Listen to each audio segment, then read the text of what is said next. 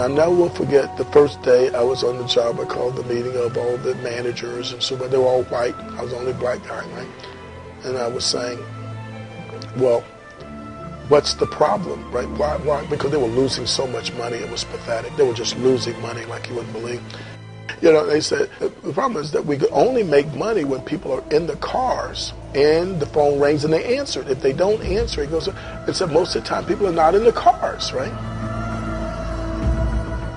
And so what I said was, well, that seems like an easy problem to solve, right?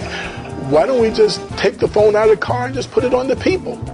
And I said, I guarantee you, if you put the phone on the people, I was thinking about just making money, right? So I said, I guarantee you, if you put the phone on the people, when it rings, they'll grab the phone.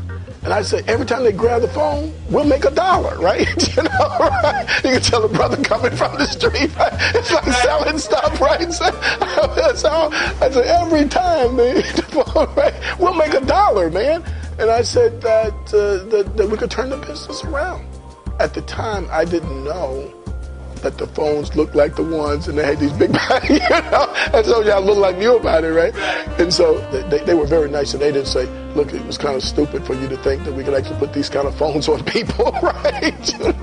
So they said that, no, the problem is there are more people than there are cars, and we had designed this for cars, and so there's not enough spectrum to allow us to put that many people.